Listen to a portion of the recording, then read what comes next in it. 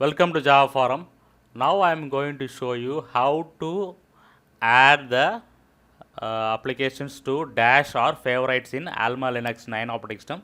So here you can see that taskbar, right, which is similar to Mac OS. So we can add the application to this taskbar by just selecting the application, right click, add to favorites.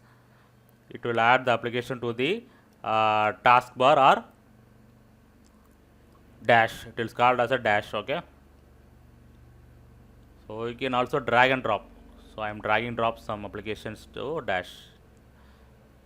So what is the use of this means you can access the applications or launch the applications very quickly. That is the advantage of using this dash or favorites. See here, which will give you the look like Mac OS.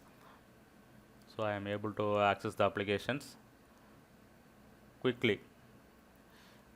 That's it. Instead of going to menu, I am accessing the application directly. So also you can remove by right clicking the application, remove from favorites. That's it. See here, right click, remove from favorites. That's it.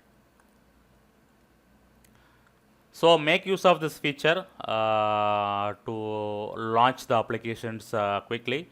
You can use this dash or favorites in AlmaLinux 9 operating system.